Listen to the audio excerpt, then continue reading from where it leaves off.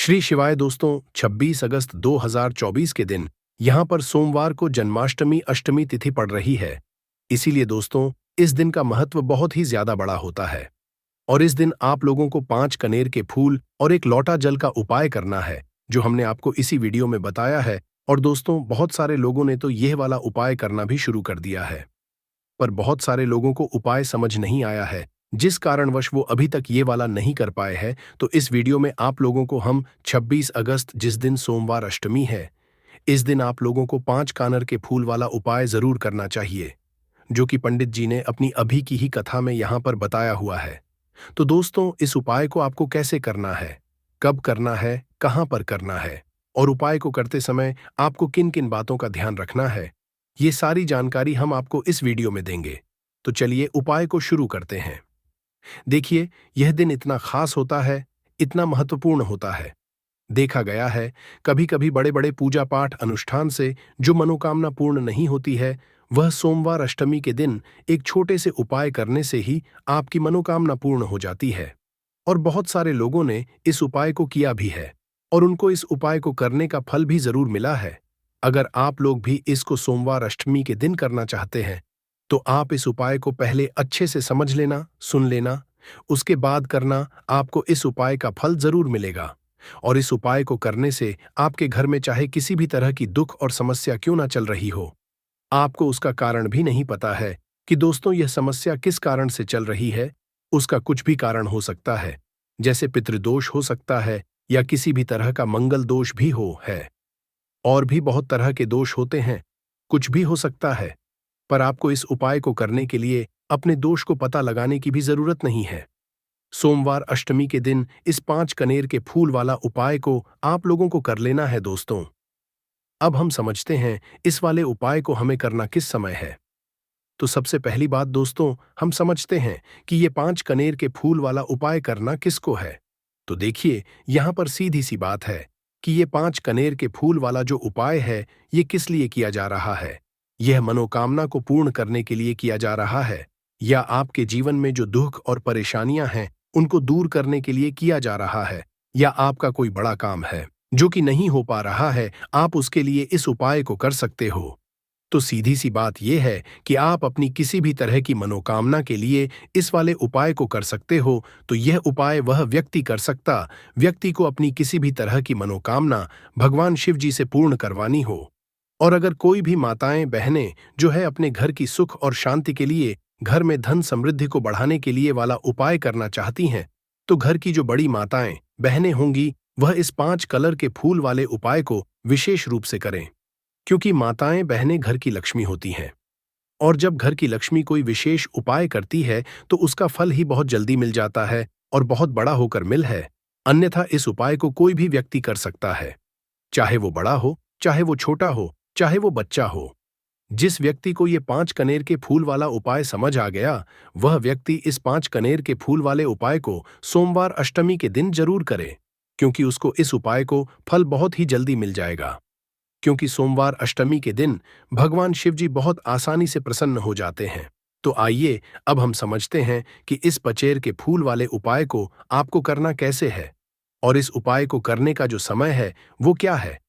तो देखिए, इस सोमवार अष्टमी के दिन किए जाने वाले ये 5 कनेर के फूल वाला जो उपाय है, यह मुख्य रूप से सुबह के समय होगा। किस समय होगा? सुबह के समय होगा। आपको कोशिश यही करनी है कि सुबह के समय हम इस 5 कनेर के फूल वाला उपाय को कर लें। पर किसी कारणवश अगर आप सुबह इस उपाय को न कर पाओ, कहीं काम से जाना हो, या किसी और काम की वजह से आप उपाय को न कर पाओ, तो आपके पास फिर दूसरा मौका रहेगा, जो कि शाम के समय का रहेगा, प्रदोष काल का रहेगा। अब दोस्तों, प्रदोष काल का समय भी एक बहुत ही लोगों के मन में प्रश्न बन जाता है कि दोस्तों, यह समय होता कब है, कितने बजे से लेकर कितने बजे यह समय होता है, ताकि हमें उपाय के लिए जो है करने का समय पता लग जाए। तो हम आपको बता दें, प्रदोष काल का जो एक समय होता है, शाम का समय, वो होता है शाम के 6 बजे से लेकर शाम के 7 बजे के बीच का। इस समय के बीच में आप उपाय को करेंगे तो आपको उस उपाय का जरूर फल मिलेगा। तो शाम के 6 बजे से लेकर शाम के 7 बजे के बीच में आप लोग इस 5 कानर की फूल वाले उपाय को कर सकते हो। तो भैया बहुत सारे लोग यहाँ पर ये प्रश्न भी जरूर करेंगे कि दोस्तों हम तो नौकरी पे जाते हैं, हम अपनी ड्यूटी पे जाते हैं और आने में हमें देर हो जाती है, तो उस जगह पर हमें क्या करना चाहिए। तो देखिए उन लोगों को भी टेंशन लेने की जरूरत है। अगर आप लोग इस उपाय को शाम के समय प्रदोष काल में कर रहे हैं और अगर आप आने में देरी भी हो जाती है, आपको आने में 7 बजे तक आप नहीं पहुंच पाते हो, तो दोस्तों आप 7 या रात 8 बजे तक भी अगर उपाय को करोगे तो भी चल जाएगा। और अगर इससे भी थोड़ा देर हो जाती तो भी आप उपाय को कर सकते हो, क्योंकि सोमवार अष्टमी का दिन है। यह दिन बहुत ही कम आता है पूरे साल भर में, इसलिए जब आपको मकान मिल जाए, जब आप इस उपाय को जरूर कर लेना। कोई भी उपाय हो आप कभी भी कर सकते हो। सोमवार अष्टमी के दिन बस कोशिश करना कि समय के थोड़ा अंतर्गत ही कर लो, पर किसी कारणवश अगर ना कर पाओ तो फिर आप थोड़ा देरी से भी कर सकते हो। आपको उपाय का फल जरूर मिलेगा, क्योंकि भगवान शिव बहुत ज्यादा प्रसन्न होते हैं सभी भक्त गणों से जो उनको प्रसन्न करते हैं। तो अब हम यहां पर समझते हैं कि आपको उपाय कैसे करना है। सबसे पहली चीज दोस्तों ये जो है, ये 5 कनेर के फूल वाला उपाय है। तो सीधी सी बात है, इस उपाय में हमें 5 कनेर के फूल तो लेने ही लेने पड़ेंगे। अब यहां पर एक सबसे बड़ी गलती होती है जो कि आप उपाय में करते हो और आपको पता भी नहीं लगता है, जो कि हम आपको बताते हैं। देखिए, जो आप 5 कनेर के फूल लेकर आओगे, सबसे पहले तो कनेर का फूल आप लोगों को पता होगा कि कैसा होता है। हम आपको जब भी बता देते हैं, कनेर के फूल वो होते हैं जो कि पीले कलर के होते हैं, लंबे लंबे से होते हैं। आप लोगों ने देखे भी होंगे, आप लोगों ने जो थंबनेल में फूल देखा हुआ था वही कनेर का फूल होता है। तो आप लोगों को वैसे ही 5 कनेर के फूल लेकर आने हैं। ये कनेर के फूल आप लोगों को बहुत आसानी से मिल जाते हैं। बस आपको इसका पेड़ ढूंढना होता है और बहुत सारे फूल उसमें लगे हुए होते हैं, कुछ भी कमी नहीं होती है। बस दोस्तों आपको यहाँ पर ध्यान इस बात का रखना है कि अगर ये 5 कनेर के फूल जो है, फूल का पेड़ जो है कहीं बाहर लगा हुआ है, वो किसी के अंडर में नहीं लगा हुआ है, किसी का वो पेड़ नहीं है, तो आप बिना पूछे जो है वह कनेर के फूल तोड़कर ला सकते हो। पर अगर कोई सा कनेर का पेड़ किसी के घर के अंदर लगा हुआ है और आपको वह कनेर के फूल उसके घर के अंदर से चाहिए, तो दोस्तों उससे पहले पूछना कि दोस्तों हम जो है आपके पेड़ में से 5 कनेर के फूल ले लें या कनेर के फूल ले लें। दोस्तों पहले उससे पूछना, क्योंकि ये वाले जो 5 के फूल आप लोग ले रहे हो ये उपाय के लिए ले रहे हो, और भगवान शिव जी को उपाय जब हम करते हैं तो दोस्तों पूर्ण रूप से जो है हम पूरे विधि विधान से करते हैं। तो इसीलिए अगर आप किसी के घर में के अंदर जो पेड़ लगा हुआ है कनेर का, उस पेड़ से अगर ये फूल ले रहे हो, तो दोस्तों पहले उस घर के मुखिया से पूछ लेना कि हम आपके पेड़ से कनेर के फूल ले लें। अगर वो हाँ कह देता है तो दोस्तों उसके बाद आप उसके पेड़ से 5 कनेर के फूल ले लेना। कोई कनेर का पेड़ जो है ऐसे ही बाहर लगा हुआ है, खुले में लगा हुआ है, उस पर किसी का भी कब्जा नहीं है, तो वो आप जो है बिना पूछे भी उस पेड़ में से तोड़ सकते हो। पर किसी के घर के अंदर लगा हुआ है तो उससे सकर ही 5 कनेर के फूल उसके पेड़ में से लेना। अब आपके पास 5 कनेर के फूल भी आ चुके हैं। अब दोस्तों कनेर के फूल के साथ में क्या हमें सीधा उपाय करना है या कुछ सामग्री भी लेकर जाना है। तो देखो कोई भी उपाय जब हम करते हैं तो सीधा हम उपाय जाकर नहीं करते हैं, उससे पहले हम भगवान शिव जी की पूजन अर्चना भी करते हैं। तो देखो अगर यह उपाय आप सुबह के समय कर रहे हो, प्रातःकाल कर रहे हो, तो आप लोगों को अपने साथ में कम से कम 1 लोटा जल तो जरूर लेकर जाना ही जाना है। सोमवार अष्टमी का दिन रहेगा, वैसे ही माताएं बहनें अपनी पूजन सामग्री लेकर जाएंगी, तो उन लोगों के लिए कोई दिक्कत नहीं है जो प्रतिदिन शिवजी मंदिर जाते हैं या सोमवार अष्टमी के दिन अपनी पूरी पूजन सामग्री लेकर जाएंगे। दोस्तों वो वैसे के वैसे ही लेकर जाएं, ये बात उनके लिए है जो कुछ भी लेकर नहीं जाएंगे। दोस्तों वो बस 1 लोटा जल तो जरूर लेकर जाए। अगर वह इस उपाय को 5 कनेर के फूल वाले उपाय को कर रहे हैं, उसी के बाद में दोस्तों शाम के समय की बात करें, तो दोस्तों शाम के समय अगर आप लोग इस 5 कनेर के फूल वाले उपाय को कर रहे हो, तो अपने साथ में एक गोल बाती का घी का दीप जरूर लेकर जाना। जो घी का दीपक लोगे वो आटे का होना चाहिए। आटे का होने के साथ में उसके अंदर गोल बाती रखा आएगी। वो गोल बाती आप अपने हाथों से बनाओगे तो ज्यादा बेहतर होगा। साथ ही में उस दीपक के अंदर जो चीज डलेगी वो डालेगी शुद्ध देसी गाय का घी। उसके अंदर शुद्ध देसी गाय का घी ही डालना, ना भैंस का डालना, ना मिलावटी बाजार का घी डालना। इस बात का भी आप लोग ध्यान रखना।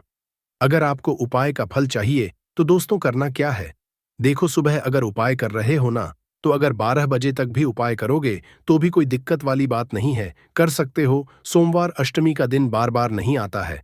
आपको पहुंचना है सबसे पहले तो अपने घर के पास में जो शिव मंदिर हो, शिवालय हो, जहां पर शिवलिंग विराजित हो, वहां पर आप लोगों को पहुंच जाना है। अब वहां पर पहुंच करके सीधा हमें जाकर उपाय करने लग जाना है। नहीं, आपको पहले अपना शिव जी के मंदिर के अंदर करना है। भगवान शिव जी के दर्शन करना है। पहले आपको अपनी अपनी पूजन अर्चना करनी है, जैसे कि एक लोटा जल जो लेकर गए हैं दोस्तों, वो एक लोटा जल चढ़ा दें। इसके अलावा जो भी पूजन सामग्री है, आपकी फूल, धतूरा, गुलाल, अबीर, गुलाल, जो भी चीजें हैं, चंदन वगैरह, उन सारी चीजों से आप पूजन अर्चना कर सकते हो। पर जो उपाय के 5 कनेर के फूल हैं, वो आप अलग ही रखना, वो उपाय के समय ही हमें निकालने हैं।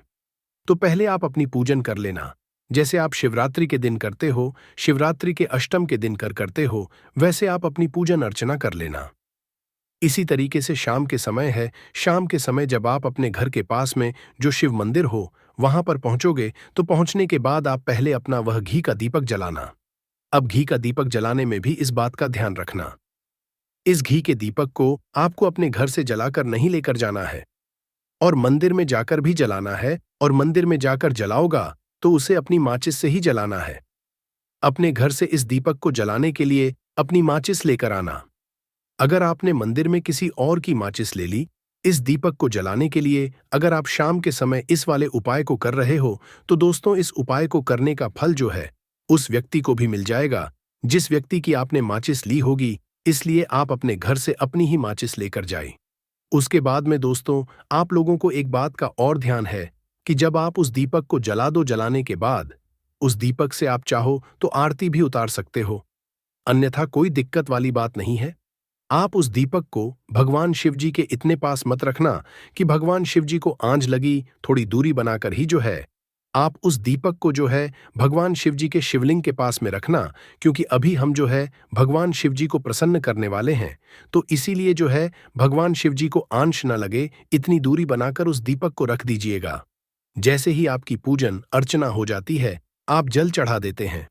सुबह के समय गए तो जल चढ़ा देते हैं, पूजन अर्चना हो जाती है, फिर आप उसके बाद में भगवान शिव जी की शिवलिंग के पास में कहीं पर भी बैठ जाइए, सामने बैठ जाइए या आसपास बैठ जाइए। उसी तरीके से शाम के समय है, दीपक जैसे ही लग जाए तो दोस्तों आप अपना उपाय को यहां पर कर सकते हैं।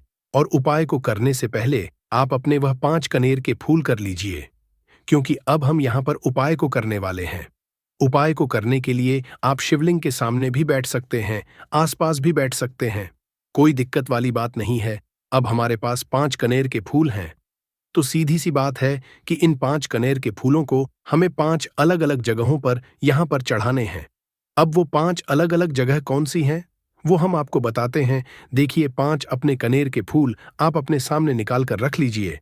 अब 5 के फूल में से सबसे पहले वाला कनेर का फूल आप लोग उठाइए, और पहले वाले कनेर के फूल आपको कहां पर चढ़ाना है, वो आपको चढ़ाना है भगवान शिव जी के शिवलिंग के ऊपर।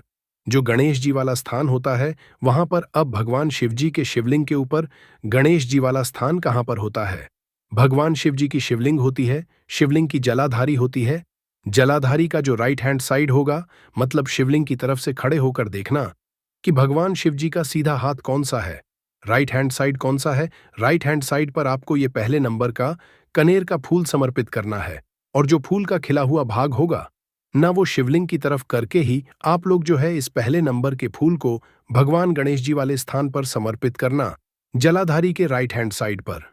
अब दोस्तों निकाल लेना अपना दूसरे नंबर का कनेर का फूल। अब दूसरे नंबर के कनेर के फूल को आपको कहां पर समर्पित करना है, या आपको समर्पित करना है भगवान कार्तिकेय जी वाले स्थान पर। अब गणेश जी स्थान राइट हैंड साइड पर होता है, तो कार्तिकेय जी वाला स्थान लेफ्ट हैंड साइड पे होता है, जलाधारी के ऊपर है। तो जलाधारी के ऊपर जो लेफ्ट हैंड साइड का जो हिस्सा है, वहां पर कार्तिकेय जी के स्थान है। तो इस दूसरे नंबर के फूल को आप वहां, मतलब वहां पर समर्पित कर देना और भगवान से प्रार्थना कर लेना, और फूल का खिला हुआ भाग शिवलिंग की तरफ ही होना चाहिए। अब बात आती है तीसरे कनेर के फूल की, तो तीसरे कनेर के फूल को भी को लेना है, और इस तीसरे कनेर के फूल को आपको माता अशोक चंद्र जी वाले स्थान पर समर्पित करना है।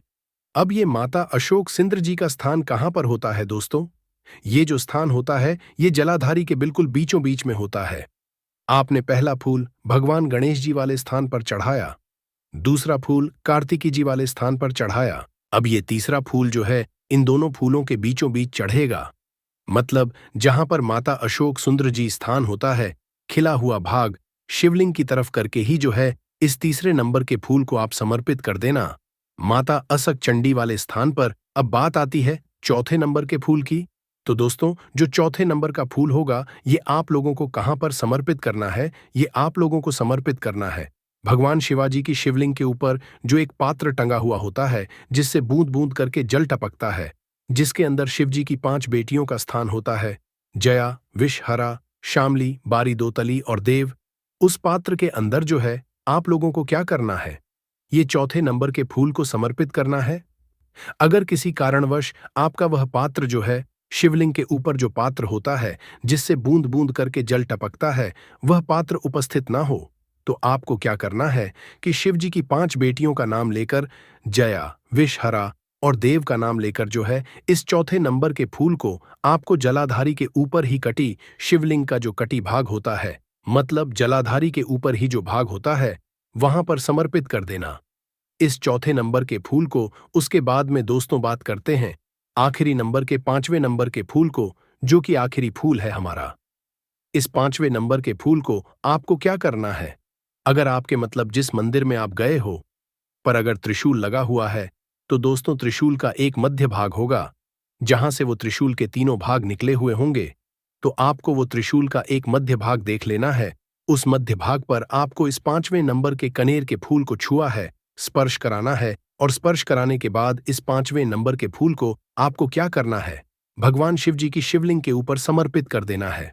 अब दोस्तों अगर वह मतलब जो है त्रिशूल ना भी हो आपके मंदिर में उपस्थित, तो आप सीधा सीधा ये जो 5वें नंबर का कनेर का फूल है या भगवान शिव जी की शिवलिंग के ऊपर समर्पित कर देना।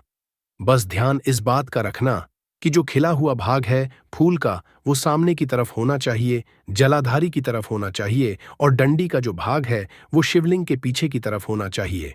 फूल की तो इस बात का आप लोगों को ध्यान रखना है, जैसे ही आप लोग को ये 5 फूल समर्पित कर दे देते हैं वहीं पर भगवान शिव जी के शिवलिंग पास में बैठकर जो है हाथ जोड़कर विनती कर कर अपनी वह मनोकामना बोलना। जिस मनोकामना के लिए आप लोग ये वाला उपाय कर रहे हो, अपनी वह दुख और समस्या बोलना जिसके लिए आप लोग अपना ये वाला उपाय कर रहे हो। अपनी किसी भी एक मनोकामना के लिए ये वाला उपाय करना। 2-3 मनोकामना एक साथ मत बोलना, कोई भी एक मनोकामना बोल देना।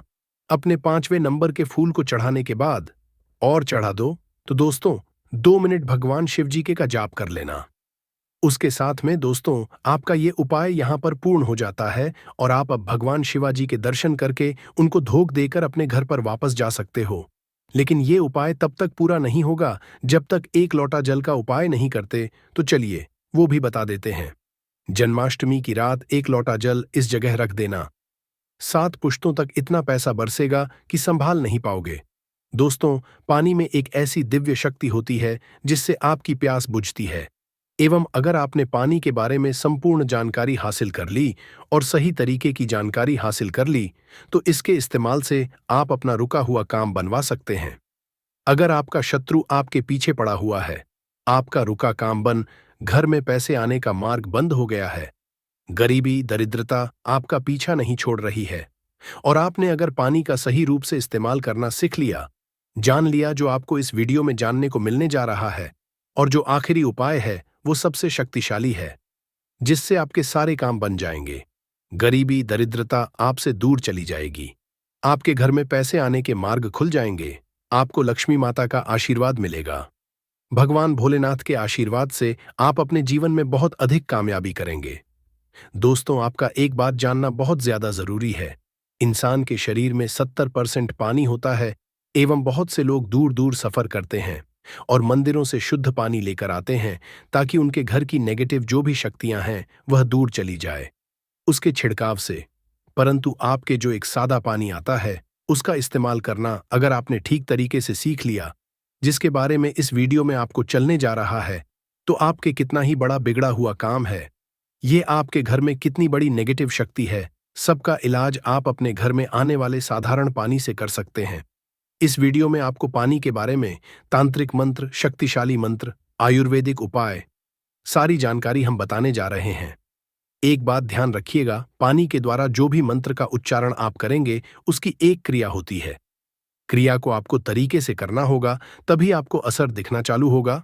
अगर आपने इस वीडियो की एक भी लाइन में आपने गंभीरता से इस वीडियो को नहीं लिया, तब आपको नहीं पता चल पाएगा कैसे आप लोग पानी का इस्तेमाल करके अपना रुका हुआ काम बनवा सकते हैं।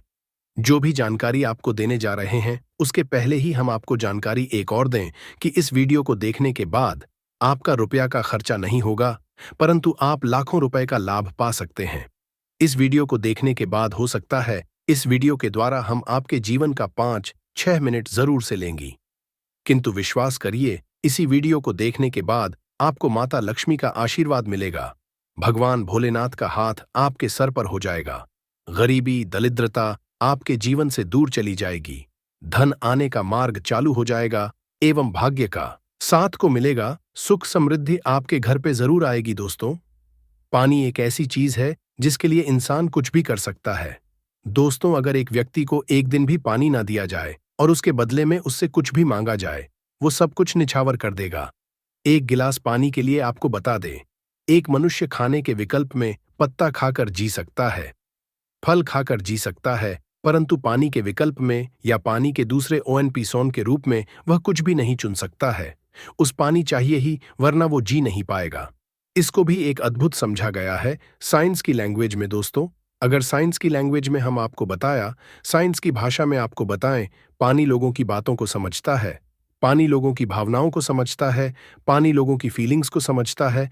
आपने अगर पानी की सारी तरीके की बातें समझ ली और गंभीरता से समझ लिया, तो यकीन मानिए, आपको पानी के रूप में जो दूसरे होते हैं, उसको आप अपने जीवन में दिन में 4 के काम में ले आएंगे। दोस्तों, पुराने समय में एक कहावत होती थी कि उसके घर का पानी हम नहीं पिएंगे, क्योंकि आपको बता, जो बुरे लोग होते हैं उनके घर का अगर आप पानी पीते हैं तो आपके ऊपर नेगेटिव शक्तियां वास करने लगती हैं। इसीलिए पुराने समय के लोग बार बार कहते थे कि हम उनके घर का पानी नहीं पिएंगे, वरना हमारे साथ भी बुरा होना चालू हो जाएगा। आज भी बहुत से लोग हैं जो बुरे लोग जो होते हैं, जिनकी सोच गलत होती है, उनके घर का पानी नहीं पीते हैं। दोस्त, आपको बता दें, अगर आपका कोई शत्रु है जो आपके पीछे पड़ा हुआ है, उसकी सोच को आप बदल सकते हैं। सिर्फ पानी से अगर आपने पानी के तंत्र मंत्र की क्रिया को ठीक तरीके से समझ लिया, आप अपने शत्रु का विनाश कर सकते हैं। आप एक बात जान लीजिए, शत्रु कोई किसी का ऐसे ही नहीं बन जाता है। बनने के पीछे कई कारण होते हैं। कोई व्यक्ति आपके बारात से जलने लग जाता है, कोई व्यक्ति आपके सुख को लूटना चाहता है, कोई व्यक्ति आपके धन को हड़पना चाहता है, तभी वो आपका शत्रु बनता है। शत्रु होने की वजह से आपका जीवन बहुत हद तक परेशानियों से भर जाता है। आप अपने शत्रुओं के बारे में जब भी सोचते होंगे, आपका दिमाग खराब हो जाता होगा। परंतु आज के बाद आपके शत्रु आपका कुछ भी नहीं बिगाड़, क्योंकि एक साधारण पानी का इस्तेमाल करके अपने शत्रु को उसके घुटने के दम पर ले आएंगे, और उसी की जानकारी हम आपको इस वीडियो में देने जा रहे हैं। दोस्तों, स्वाधिष्ठान चक्र पर ध्यान करते हुए अगर आप पानी को पढ़ते हैं और पानी के सामने प्रक्रिया करते हैं, यकीन मानिए, आपका शत्रु घुटने पर आ जाएगा। स्वाधिष्ठान चक्र बहुत आसान होता है, परंतु इसके विकल्प में आपको कोई रास्ता और नहीं मिलेगा। ये आसान सी क्रिया है। स्वाधिष्ठान चक्र का इस्तेमाल करके आप अपने शत्रु के जीवन को बर्बाद कर सकते हैं, इसलिए बहुत ध्यानपूर्वक सुनिएगा। जो भी जानकारी दोस्तों, आपका शत्रु सदैव यही चाहेगा कि आप बर्बाद हो जाएं, आपके जीवन सुख, समृद्धि और भाग्य के साथ चला जाए, और वो किसी न किसी तरीके से आपको नुकसान पहुंचाने बारे में रातों दिन सोचता होगा। परंतु स्वाधिष्ठान चक्र का इस्तेमाल करते हुए आप अपने शत्रु को बर्बाद कर सकते हैं। हमारे कहने का मतलब सीधा सीधा ये है, स्वाधिष्ठान चक्र उन्हीं लोगों के लिए बना हुआ है जो सच्चे लोग होते हैं, जो लोग किसी का बुरा नहीं चाहते हैं, परंतु बदले में अगर कोई व्यक्ति उस सच्चे मनुष्य का नुकसान करना चाहता है, तो स्वाधिष्ठान चक्र उस व्यक्ति का नुकसान देता है जिसकी सोच गलत है, जिसकी सोच नेगेटिव है। चक्र का इस्तेमाल कैसे करना है, चलिए आपको ध्यानपूर्वक बताते हैं। बहुत ध्यान से आप सुनिएगा जो हम आपको बताने जा रहे हैं। परंतु उससे पहले आप अगर चाहते हैं कि शिव भगवान का आशीर्वाद मिले, तो कमेंट बॉक्स में एक बार जरूर लिखिएगा, हर हर महादेव दोस्तों, वीडियो लाइक करना मत भूलिएगा और चैनल सब्सक्राइब कर लीजिएगा। अगर आप इस तरीके के हर तंत्र मंत्र की विद्या के बारे में जानना चाहते हैं तो कमेंट बॉक्स में एक बार जरूर देखिए। अब आप कम समय नष्ट न करते हुए आपको सरल भाषा में बता दें। स्वाधिष्ठान चक्र का अगर आपको उपाय करना है और आप चाहते हैं कि आपका शत्रु बर्बाद हो जाए तो आपको एक तांबे का गिलास लेना होगा। ध्यान रखिएगा, स्टील और कांच का गिलास मत लीजिएगा। ये चेतावनी है, वरना स्वाधिष्ठान चक्र का जो प्रकोप होगा वो आप पर भी आ सकता है। अगर आपके पास तांबे का गिलास नहीं है और आप मिट्टी के गिलास का कर सकते हैं तो ये बहुत अच्छा विकल्प है। आपको कुछ भी नहीं करना है, आपको इस गिलास को लेना है, इसमें पानी पूरी तरह से भर लेना है, इसमें अपनी को देखना है। ध्यान रखिएगा, जब स्वादिष्ठान चक्र का आप लोग ध्यान लगा रहे हो, आपके पैर में चप्पल ना हो, आप नंगे पांव जमीन पर खड़े हो, मतलब धरती से आपका पांव छूना चाहिए, धरती से आपका पांव कनेक्ट होना चाहिए। स्वादिष्ठान चक्र आधे घंटे तक स्मरण करना होगा, बोलना। ये प्रक्रिया सिर्फ आपको 7 दिन करनी है, सुबह और शाम, सुबह 7 बजे से पहले, शाम को 7 बजे के बाद। ये क्रिया अगर आपने कर ली, आधे घंटे तक आपको करना है। ये 7 दिन तक आप यकीन मानिए, जो आपका शत्रु वो आपके नाम से भी डरने लग जाएगा। अगर वो आपके बारे में गलत करने के लिए प्रयास करेगा, उसकी बर्बादी चालू हो जाएगी। आपको बता दें, आपका आपके बारे में सोच सोच के घबराना चालू हो जाएगा। वो आप जब भी देखिएगा अपना रास्ता बदल लेगा। स्वादिष्ठान चक्र हिंदू पुराणों के हिसाब से शत्रुओं के लिए सबसे खतरनाक चक्र समझा गया है। स्वादिष्ठान चक्र का उपाय बहुत सावधानी पूर्वक आप लोग करिएगा दोस्तों। ध्यान रखिएगा, तांबे के लोटे और मिट्टी का जो भी गिलास होता है उसी में आप लोग इस ध्यान लगाएगा। स्वादिष्ठान चक्र का उपाय करके आप अपने शत्रु को पूरी तरह से बर्बाद कर सकते हैं। सबसे पहले आप लोग एक बात जान लीजिए कि बहुत से लोग ऐसे होते हैं जो ये सोचते हैं कि स्वादिष्ठान चक्र का इस्तेमाल करके हमने नेक आदमी का जीवन बर्बाद कर सकते हैं। तो आपको बता दें, स्वादिष्ठान चक्र कभी भी ऐसा नहीं करता कि किसी भी नेक जीवन को बर्बाद करें। स्वादिष्ठान चक्र सिर्फ बना हुआ है शत्रु की बर्बादी के लिए, नेगेटिव ताकतों को रोकने के लिए। इसलिए अगर आप लोग चक्र का इसलिए इस्तेमाल कर ना रहे होंगे, क्या आप एक भले इंसान का जीवन बर्बाद कर दें, तो ध्यान रखिएगा, वो कभी भी ऐसा नहीं करेगा। परंतु अगर कोई भी इंसान आपके पीछे पड़ा होगा, आपको बर्बाद करना चाहता होगा, तो स्वादिष्ठान चक्र उसकी बर्बादी कर देगा। दोस्तों, अब आपको जो हम बताने जा रहे हैं वो बहुत ध्यानपूर्वक सुनिएगा, क्योंकि अगर आप लोग कर्जे से परेशान चल रहे हैं, आपके घर में पैसे स्रोत बंद हो गया है, आप लोग बहुत ज्यादा तंग आ चुके हैं, कैसे आप अपने आगे बढ़ाया जाए, तो इसके लिए आपको एक मंत्र का जाप करना होगा, जिसके बारे में अब आपको हम बताने जा रहे हैं। दोस्तों, आपको बता दें कि अगर आप लोग अपने जीवन में बहुत ज्यादा परेशान हो चुके हैं, गरीबी से, दरिद्रता से, आपका व्यापार नहीं चल रहा है, पैसे आने का रास्ता बंद हो गया है, तो इसके लिए जो मंत्र का जाप करना होगा वो होता है बीज मंत्र का जाप करके आप अपने जीवन में चुंबक की तरह को हुए देखेंगे। आप अपने जीवन से दरिद्रता, गरीबी को जाते हुए देखेंगे। भगवान भोले माता लक्ष्मी का आशीर्वाद आते हुए देखेंगे। आपका जीवन सुख और समृद्धि से भर जाएगा। जैसा हमने आपको पहले वाले मंत्रों में बता ही दिया था कि जो भी पहली क्रिया थी, उस क्रिया के अंतर्गत आपको पहले 7 बजे से पहले उन मंत्रों का जाप करना था, परंतु इस मंत्र में सब कुछ उल्टा है। इसमें 7 बजे के पहले न 7 बजे के बाद का जाप करना है। श्रीमिज मंत्र जो होता है, इसका जाप करने के लिए आपको एक क्रिया अलग तरीके की अपनानी होगी। मतलब जितनी बार आप पानी पिएंगे उतनी बार आपको श्रीनबीस का जाप करना होगा, वो भी 2 मिनट आपको करना होगा।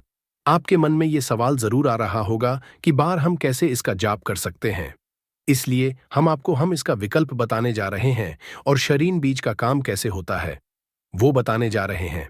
इसलिए वीडियो बहुत ध्यान से देखिएगा और कतई भी स्किप या मिस ना कीजिएगा। आपको बता दें, मंत्र जो होता है वह ऐसा मंत्र होता है जो सीधे सीधे बाबा भोलेनाथ के लिए आप लोग जपते हैं और बाबा भोलेनाथ का आशीर्वाद मिलता है, माता लक्ष्मी का भी इसमें आशीर्वाद आपको मिलता है, इसीलिए धन के रास्ते खुल जाते हैं। श्रीमीस मात्र अगर आप पानी पीते वक्त हर बार नहीं बोल सकते, तो आपको इसके लिए एक अलग विकल्प, जिसके लिए आपको लाल गुलाब ये होगा। इस लाल गुलाब को आप किसी भी एक गिलास के बोतल में डाल दीजिए, मतलब एक गिलास के पानी में डाल दीजिए और अपने हाथ में पकड़ के बिना चप्पल। ओके, आपको आधे घंटे तक का जाप करना होगा। अब आपको करना ये है, किसी एक बड़ी बोतल में या किसी एक जग में पानी भर लीजिए और उसी में ये जो आपने शीम वाला पानी तैयार किया है, इसको पलट लीजिए, इसको पलट और पूरे दिन इस पानी का इस्तेमाल कीजिए। इसी को आप लोग पीते रहिए दोस्तों। आपको बता दें, जब आपने पानी के साथ श्रीमी इसका जाप किया था, उस पानी के अंदर अभिमंत्रित मंत्र हो गया था। मतलब वह पानी जो है अभिमंत्रित हो गया था। अब इस अभिमंत्रित पानी को जब बॉटल में पलटा, तो यह अभिमंत्रित पानी उस पानी को अपने अंतर्गत मिला लेता और अभिमंत्रित कर देता था। अब आपको जैसा हमने वीडियो की शुरुआत में ही बता दिया था, हमारे शरीर 70% पानी होता है और जब इस पानी का करते हैं, आपके शरीर में यह जाता है, ये आपका पानी जो शरीर में जा रहा है, ये आपके शरीर को अभिमंत्रित कर देता है और इससे आपको एक अलग सी ऊर्जा देखने को मिलेगी। बिल्कुल सही सुना आप लोगों ने, आपके शरीर में आपको एक अलग सी ऊर्जा देखने को मिले बाबा भोलेनाथ का। जहां आपको एक तरफ आशीर्वाद मिलेगा, वहीं पे माता लक्ष्मी आपके लिए धन के दरवाजे खोल देंगी। सरल भाषा में आपको बताएं, आपके जीवन में आपको धन की वृद्धि, भाग्य का साथ, सुख समृद्धि देखने को मिलेगी। दोस्तों, ये जो जानकारी हमने आपको दी है, ये आपको कोई भी नहीं बताएगा हिंदू पुराण के हिसाब से। ये जानकारी एकदम स्पष्ट जानकारी है, साफ जानकारी है और ऐसी जानकारी है जो आप जीवन को बदल के रख सकती है। आप इसका उपयोग भी कर सकते हैं और जैसा हमने आपको पहले बता दिया था, 1 रुपया का आपका खर्चा नहीं है। सर, इस मंत्र का जाप करके आप अपने जीवन को बदल सकते हैं, आपका परिवार सुखमय हो सकता है। आर्थिक समस्याओं, कर्ज से परेशान है तो हर बुधवार को गणेश स्तोत्र का पाठ करना चाहिए। ऐसा करने से भगवान गणेश का आशीर्वाद मिलता है और जीवन में उन्नति के प्रशस्त होते हैं। इस पाठ के करने से जीवन में धीरे धीरे सुख समृद्धि आती है और विघ्न भी दूर होते हैं। ध्यान रखें कि रणहर्ता गणेश स्तोत्र का पाठ करने के बाद भगवान गणेश की आरती जरूर करें। दोस्तों, हमारे चैनल समग्र ज्ञान हिंदू पुराणों के हिसाब से करता है और हमारे चैनल मकसद है